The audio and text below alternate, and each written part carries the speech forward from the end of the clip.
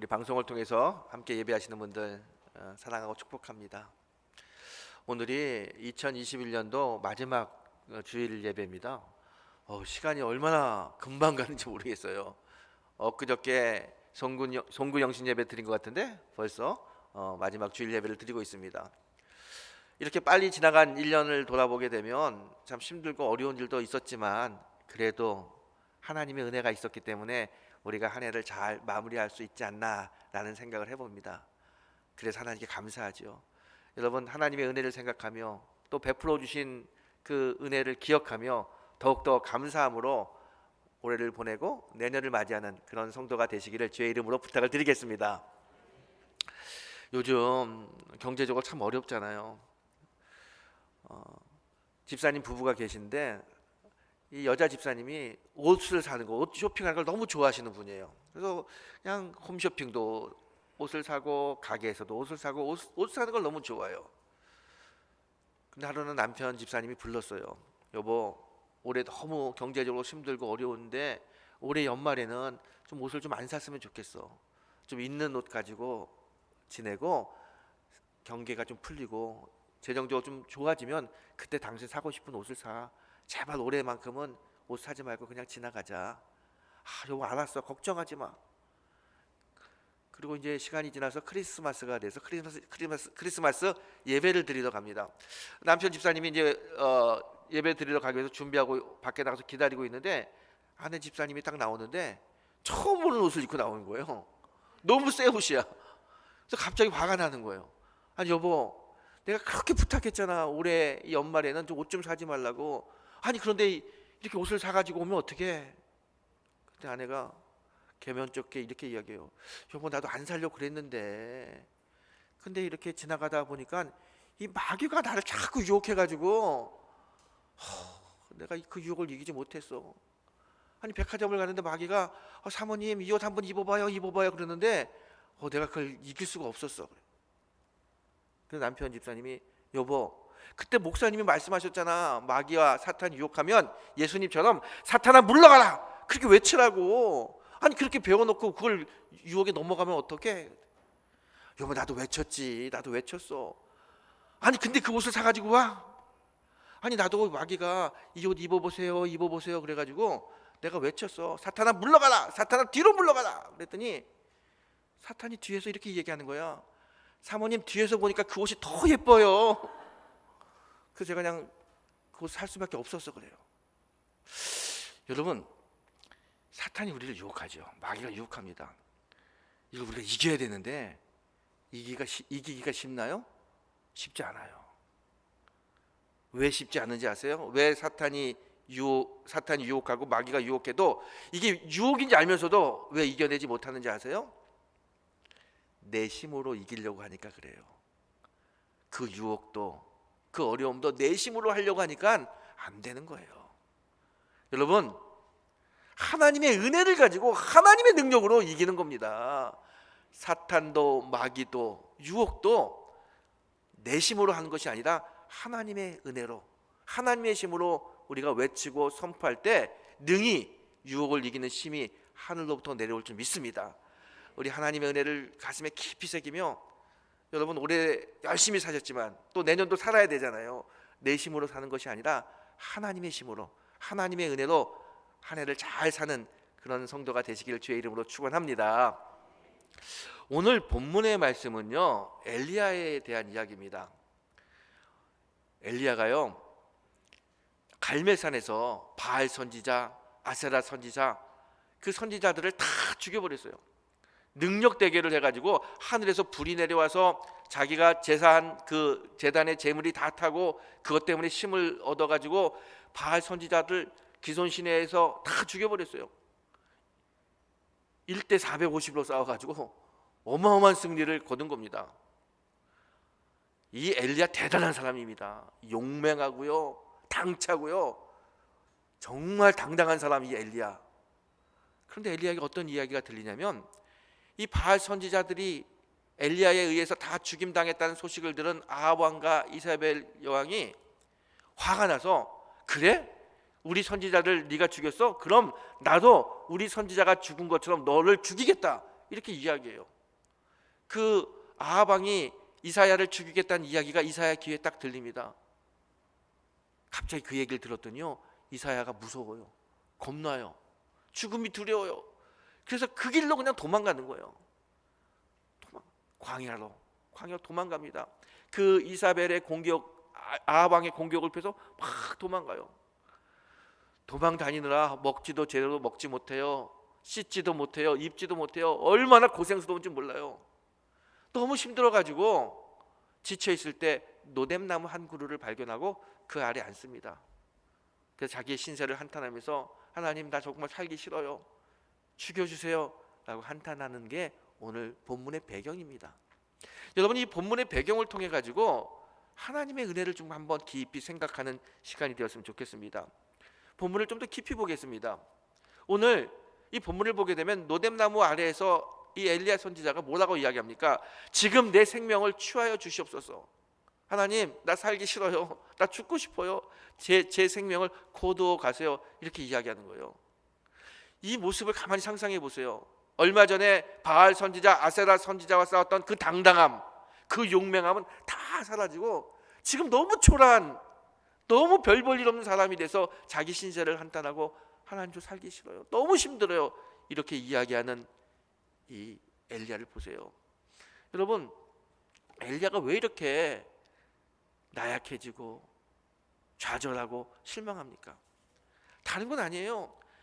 아합 왕이 죽이겠다는 그 소리를 듣고 도망 다니느라고 너무 지친 거예요. 먹지도 자지도 입지도 못하는 그 삶이 너무 괴로운 거예요. 내가 이 어려움을 언제 극복할 수 있을까?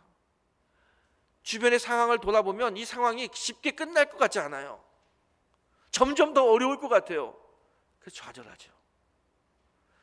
이게 좌절하고 있는데 어떤 이야기가 들리냐면 아합 왕이 자기와 같은 이스라엘의 선지자들을 다 죽였다는 소리가 들리는 거예요. 10절의 말씀입니다. 그들이 칼로 주의 선지자를 모두 죽이고 오직 나만 남았습니다.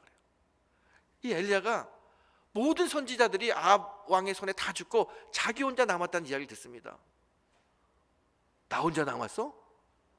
어휴, 결국 나도 다른 친구들처럼, 다른 선지자들처럼 나도 이제 곧 죽겠구나. 그 소리가 더 엘리야를 외롭게 만들고 힘들게 만들고 좌절하게 만듭니다. 안 그래도 도망 다니느라고 힘든데 자기의 친구들이 다 죽었다는 이야기를 듣고 자기 혼자 남았다는 이야기를 듣고,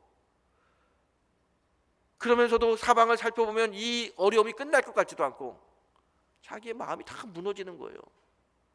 그 무너진 엘리야가 결국 어떻게 하느냐? 하나님이 원망되는 거예요. 아니, 하나님은 전능하신 분인데 저 요사스럽고 저 나쁜 아합 왕과 이사벨을 왜 그냥 두십니까? 전능의 손으로 한번 확 몰아치면 그냥 그 아합 왕이 다 끝나고 이사벨이 다 죽고 다시 이스라엘이 회복이 되고 다시 내가 이스라엘 백성들 앞에 나타나서 하나님의 선지자로 살 수 있을 텐데 왜 하나님 역사하지 않으세요? 일하지 않으세요? 공의의 하나님, 정의의 하나님, 왜 공의롭게 정의롭게 역사하지 않으십니까? 하나님에 대한 원망이 생겨요. 육신도 힘들어요. 친구들이 다 죽었다는 이야기를 듣고 외로워요. 그러다 보니까 하나님도 원망스러워요. 엘리야는 살고 싶지 않아요. 아무 소망이 없어요. 자기의 이 삶 속에 깊숙이 개입하지 않는 하나님이 원망스러워요. 하나님, 이렇게 하나님 제 삶에 개입하지 않으시려면 저 그냥 데려가 주세요. 저 살기 싫어요. 그리고 노뎀나무 아래 앉아가지고 막 애원하는 거예요. 떼를 부리고 울면서 살기 싫다고 하는 모습이 오늘 본문의 모습이에요. 더군다나 이 엘리야가요, 이 하나님 앞에서 막 살기 싫다고 이야기할 때 그의 마음에 너무 외로움 때문에 우울증이 다 생겨요. 4절에 보게 되면 그가 이렇게 이야기합니다. 하나님, 나는 내 조상들보다 낫지 못합니다. 그래요. 지금 내가 선지자로 살았지만 내 조상 아브라함, 모세, 야곱, 요셉 그런 사람들과 비교하면 내 믿음은 아무것도 아니에요. 내가 한다고 했지만 사실은 이거는 아무것도 아니고 저는 아무 능력이 없는 사람이었어요. 내 조상들보다 저는 아무것도 못하는 사람입니다. 아니 여러분, 450명 혼자서 죽인 사람이고요, 이 이사벨의 선지자까지 합치게 되면요 850명을 죽인 사람인데, 혼자서 그냥 자기 조상들과 비교하면서 자기는 아무것도 아니라고요. 열등감에 빠지고요, 우울증에 빠져버리죠. 자기가 너무 삶이 힘들고 외롭고 그러다 보니까 주변을 보면서 잘 나가는 사람 비교하면서 열등감에 빠지고, 그 점점 어떻게 돼요? 살기 싫은 거예요. 삶의 의욕이 없어요. 자기의 여지껏 살았던 삶의 목적이 다 무너지고 삶의 방향을 갈피를 못 잡게 되는 이 엘리야, 하나님 앞에서 죽고 싶다고 애원하고 있습니다. 그런데 여러분, 이렇게 노뎀나무 아래서 좌절감에 빠져서 상실감에 빠져서 우울증에 빠져서 죽고 싶은 엘리야, 하나님 어떡하시나요? 그냥 내버려 두시나요? 네 멋대로 살아봐라, 그래 너 한번 해봐, 그렇게 내버려 두시나요? 아니요, 그렇게 하지 않아요. 여러분 5절을 한번 보세요. 노뎀나무 아래 누워 자더니 천사가 그를 어루만지며 그에게 이르되 일어나 먹으라 하는지라. 저는요 이 본문을 읽을 때 천사가 그를 어루만지며, 이 본문을 읽는데 얼마나 위로가 됐는지 몰라요. 좌절하고 힘들고 우울증에 시달려서 괴로워하고 있는, 그래서 쓰러져 있는 엘리야에게 하나님이 천사를 보내서 그의 마음을 어루만져 주는 거예요. 그를 위로해 줘요. 그를 보듬어 줘요. 하나님이 찾아가셔서 이 힘들어하고 애통하는 엘리야를 보듬어 주잖아요. 어루만지잖아요. 그러면서 이야기해요. 엘리야야, 힘내. 내가 너하고 함께해. 일어나서 내가 준비한 떡과 물을 마시고 힘을 내서 일어나라. 여러분 6절 7절을 보세요. 본즉 머리맡에 숯불에 구운 떡과 한 병 물이 있더라. 이에 먹고 마시고 다시 누웠더니 여호와의 천사가 또다시 와서 어루만지면서 이르되 일어나 먹으라. 네가 갈 길을 다 가지 못할까 하노라. 여러분, 이 하나님의 위로하심을 보세요. 지쳐있는 엘리야에게 먹을 것, 물을 준비해 주셔요. 그리고 상심한 엘리야에게 어루만지면서 위로해 주세요. 그리고 따뜻하게 엘리야야 일어나, 네가 가야 될 길이 있어. 나는 네가 그 갈 길을 가지 못하고 지쳐 쓰러져 있는 게 너무 마음에 안쓰럽다. 내가 힘줄게, 일어나, 같이 가자. 이 하나님의 이 따뜻한 위로하심을 보세요. 엘리야가요 자기 혼자라고 생각했어요. 다 선지자들이 죽고 이스라엘에 자기 혼자만 남았다고 생각했어요. 근데 그게 아니에요. 여러분 18절 보세요. 하나님이 이렇게 말씀하십니다. 내가 이스라엘 가운데 7,000명을 남기리니 다 바알에게 무릎을 꿇지 아니하고 다 바알에게 입 맞추지 아니한 자리라. 하나님이요, 엘리야는 모든 사람이 죽고 자기 혼자만 남았다고 했는데 그렇지 않아요. 하나님이 바알에게 무릎 꿇지 않고 바알에게 입 맞추지 않은 정말 건전한 믿음을 가지고 있는 7,000명의 선지자들을 다 남겨두셨다는 거예요. 엘리야, 너 혼자가 아니야. 혼자 남은 게 아니야. 네가 알지 못하는 나의 백성 7,000명이나 되는 사람이 너와 기다리고 있어. 얼마나 하나님이 이 엘리야에게 용기를 주십니까? 여러분, 엘리야가요 지금 노뎀나무 아래서 죽기를 간구하는 그때 그 심정은 사는 게 너무 힘들어서 그래요. 도망자의 삶이 언제 끝날지 모르는 이 상황, 자기의 힘으로 이게 극복이 안 되니까, 안 될 것 같으니까 좌절해 있어요. 더군다나 자기와 같은 선지자들이 다 죽었기 때문에 혼자 남았다고 하는 이 외로움 때문에 쓸쓸해요. 그리고 자기의 삶에 개입하지 않은 하나님에 대한 원망 때문에 더 좌절하고 있어요. 그런데 여러분, 정말 엘리야가 생각하는 대로 혼자 남았고 하나님이 그의 삶에 개입하지 않습니까? 아니잖아요. 오늘 본문이 분명히 이야기하잖아요. 하나님은요 엘리야가 태어나면서부터 그가 힘있게 선지자로서 바알 선지자와 싸울 때 그때도 함께 하셨지만 아합왕의 이야기를 듣고 도망갈 때 그 도망의 순간에도 하나님이 엘리야를 지켜보고 계셨어요. 어디로 가든지 누구를 만나든지 하나님은 엘리야와 함께 하셨습니다. 엘리야는 느끼지 못했지만 우리 하나님은 신실하시게 엘리야를 보고 계셨어요. 그가 지쳐 쓰러졌을 때 하나님의 손길이 오잖아요. 어루만지면서 엘리야 힘내. 너는 혼자가 아니야. 외로워하지 마. 내가 너와 함께 이스라엘을 재건할, 이스라엘에게 힘을 줄 7천 명의 사람도 다 남겨두었어. 내가 너의 삶에 개입하고 있잖아. 인도하고 있잖아. 너는 절대로 혼자가 아니야. 이 하나님의 이 위로하심, 이 따뜻한 마음.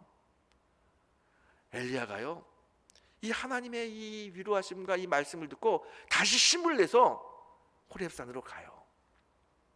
여러분, 지난 1년 동안 우리 참 힘든 시간을 보냈습니다. 아니, 지난 1년이 아니고 코로나가 시작되면서부터 지금까지 얼마나 어려운 시간을 보냈는지 몰라요. 자영업자들 가게 다 문 닫아야 돼요. 경제적으로 너무 힘들어요. 사회적 거리두기 때문에 친구도 만날 수 없어요. 외로워요. 도대체 이게 언제 끝날까? 백신을 맞아서 끝날 것 같은데 또 오미크론이라고 하는 변종이 생겨가지고 또다시 우리에게 어려움이 와요. 아무리 주변을 살펴봐도 이 상황이 끝날 것 같지 않아요. 이 어려움이 쉽게 끝날 것 같지 않아요. 이 어려움 속에서 나와 우리 가정은 어떻게 살아야 될지 걱정이 돼요. 두려워요. 더군다나 만나지 못한다는 이 시간이 우리에게 더 외로움을 주지요. 좀 교회 가서 같이 기도하면서 성도들과 부르짖으면서 위로받고 싶은데 교회 예배도 잘 못 드려요. 부르짖어 기도할 수도 없어요. 혼자서 이걸 다 해결해야 돼요. 얼마나 외로워요. 그러다 보니까 우리 마음속에 이런 마음이 생기죠. 정말 하나님 계실까? 하나님이 계시다면, 전능하신 하나님이 이까지 이 바이러스 문제 한 번에 해결해 주실 텐데 왜 해결해 주시지 않나? 나의 이 아픔과 어려움, 우리 가정의 이 슬픔에 하나님 왜 직접적으로 개입하셔서 풀어주고 해결해주고 인도해주지 않나? 하나님 정말 나의 하나님이신가? 하나님에 대한 원망도 생기죠. 그러다 보니까 어떻게 돼요? 교회 가기도 싫어요. 예배 드리기도 싫어요. 사람 만나기도 싫어요. 사방을 살펴봐도 이 어려움을 해결할 방법이 없어요. 좌절하고 낙심하고 상심하고, 마치 그 옛날 로뎀나무에 엎어져 있던 엘리야와 같은 심정이 바로 오늘 우리들의 심정 아닙니까? 그런데 여러분 보세요. 로뎀나무 아래 쓰러져 있는 엘리야, 하나님이 그냥 내버려 두셨나요? 아니잖아요. 하나님이 찾아가서 엘리야야 엘리야야, 하나님의 따뜻한 손으로 위로해 주시고, 내가 너를 위해서 7천 명도 남겨두고 내가 너를 위해서 이 떡과 물도 준비했다. 먹고 마시고 힘내 힘내. 하나님 위로해 주시잖아요. 지금도 그 옛날 엘리야의 하나님이 오늘 여러분과 저의 하나님이십니다. 똑같이 우리 하나님 우리를 보고 계셔요. 절대로 우리를 이 어려움과 외로움 속에 혼자 내버려 두지 않고 우리를 지켜보시고 주님의 따뜻한 손으로 위로해 주시고 만져주시고 인도하십니다. 여러분, 예수님께서 우리에게 뭐라고 말씀하셨어요? 이 어려운 가운데서 예수님이 하신 그 음성을 우리의 심령의 마음을 확장적으로 들어보세요. 예수님이 이렇게 말씀하셨죠. 우리에게 내가 세상 끝날까지 너희와 항상 함께하리라. 우리 예수님이 우리에게 주신 약속이에요. 신실하신 주님이 하신 말씀이에요. 아들아 딸아, 네가 어디 가든지 어떤 어려움에 있든지 내가 너와 항상 함께할게. 지금 이 순간에, 이 어려운 순간에 우리 주님이 우리와 함께 하십니다. 그리고 그 주님이 위로의 손으로, 따뜻한 능력의 손으로 우리를 보듬으시고 우리를 쓰다듬으시고 우리를 인도하고 계십니다. 이 하나님을, 이 예수님을 믿으세요. 바라보세요. 그리고 마음을 열고 주의 인도하심을 받는 그런 성도들이 되기를 바랍니다. 엘리야의 하나님, 나의 하나님이세요. 제가요 고등학교 때 많이 아픈 적이 있어요. 너무 아파가지고 오랫동안 병원 신세를 졌습니다. 학교를 갈 수가 없어요. 창밖으로 교복을 입고 학교를 가는 그 친구를 볼 때마다 마음이 얼마나 무너지는지 몰라요. 과연 내가 다시 학교를 갈 수 있을까? 저 친구들과 같이 뛰놀 수 있을까? 내 삶이 여기서 끝나는 게 아닐까? 아무리 사방을 살펴봐도 답답해요. 돌파구가 없어요. 외롭기도 하고 슬프기도 하고 삶의 희망이 없어요. 그 청소년기에 삶의 희망을 느껴보지 못했어요. 그렇게 어렵게 우울해하고 있을 때 몸이 조금 좋아져서 교회를 갔어요. 예배를 드리는데, 중고등부 예배를 드리는데 그때 전도사님이 설교를 하는데 그 설교가 전 지금도 생각이 나요. 그 설교 말씀하시면서 이런 말씀을 하세요. 어떤 한 사람이 천국에 가서 예수님을 만났어요. 예수님이 그 사람 천국에 와서 너무 기뻐하고 그 사람의 손을 딱 잡고 그 사람의 인생을 쭉 같이 영화처럼 같이 걷는 거예요. 자기의 인생을 보고 있는데 자기의 인생의 그 길에 발자국이 4개가 있는 거예요. 2개는 자기 발자국, 2개는 예수님 발자국. 언제나 예수님과 함께 자기 인생의 발자국이 쫙 찍혀 있는 겁니다. 예수님이 이야기해요. 야, 내가 네 인생 항상 너하고 함께 했어. 자, 봐. 그 얘기를 들었더니 이 사람이 너무 감사해요. 너무 좋아요. 그래, 한평생 주님이 함께 했기 때문에 내가 이렇게 잘 살 수 있었지. 그리고 자기 인생을 쭉 보는데 어느 순간에 발자국 하나가 없어지고 한 발자국만 있는 거예요. 자기 발자국만 있어요. 왜 저러지? 그리고 그 인생을 봤더니 자기가 가장 힘들고 가장 어렵고 가장 아팠을 때 자기 혼자 걷고 있는 거예요. 그 발자국을 보면서 화가 나요. 예수님께 따집니다. 예수님, 항상 나와 함께 한다고 했는데 저기 저 발자국 보세요. 내가 정말 힘들고 내가 정말 아팠고 내가 정말 외로웠을 때 왜 예수님 저 혼자 걷게 하셨나요? 그 말을 듣는 예수님이 그 사람에게 이야기해요. 야, 가서 자세히 저 발자국을 봐. 누구 발자국인가 봐. 저 발자국은 너의 발자국이 아니라 내 발자국이야. 네가 너무 힘들어서, 네가 너무 외로워서, 네가 너무 괴로워서 걷지도 못할 때 내가 너를 업고 그 어려움을 걸었던 나의 발자국이야. 제가 그 설교를 들을 때 얼마나 마음의 위로가 됐는지 몰라요. 그래, 지금 내가 아파서 내 삶이 다 무너진 것 같은 어려움을 내가 느끼고 있지만 지금 이 순간은 예수님이 나를 업고 걷는 그 시간이구나. 예수님이 나를 업고 이 고난의 시간을 걸어가고 계시는구나. 그 마음이 들으니까 얼마나 위로가 되는지 몰라요. 그때부터 저는요 늘 이런 생각합니다. 정말 힘들고 어려울 때 살다 보면 어려움 만나잖아요. 외로움도 당하게 되고 좌절도 맛보게 되고 그때마다 이런 생각합니다.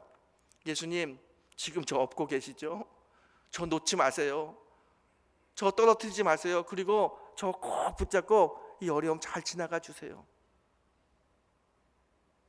여러분, 엘리야가 노뎀나무에 엎어져 있을 때 하나님이 엘리야 업었어요.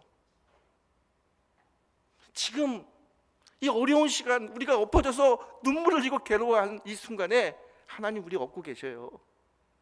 절대로 혼자가 아닙니다. 하나님의 따뜻한 위로하심이 있습니다. 그리고 하나님 말씀하시죠. 아들아 딸아 힘내, 힘내. 내가 너와 함께 한다고 약속했잖아. 우리의 신실하신 하나님은 항상 우리를 지키시고 인도하시는 분입니다. 여러분, 그 하나님의 인도하심 때문에 우리가 지난 2021년 어려웠지만 잘 이길 수 있었어요. 그 하나님이 내년도에도 우리와 함께 하실 것입니다. 그래서 우리는 내년이 소망이 있는 거예요. 우리가 잘 부르는 복음성가, 제가 그 가사를 여러분에게 읽어주며 이 설교를 좀 정리할까 합니다. 나의 등 뒤에서 나를 도우시는 주, 나의 인생길에서 지치고 고나여 매일처럼 주저앉고 싶을 때 나를 밀어주시네. 일어나 걸어라, 일어나 걸어라, 내가 새 힘을 주리니. 일어나 걸어라, 일어나 너 걸어라, 내가 너를 도우리. 여러분, 이 찬양 너무 잘 알죠? 주의 음성 들어보세요. 일어나 걸어라, 내 너를 도우리. 이 말씀으로 올해를 잘 마무리하고 내년도를 희망으로 맞이하는 복된 성도님들이 되시기를 주의 이름으로 축원합니다.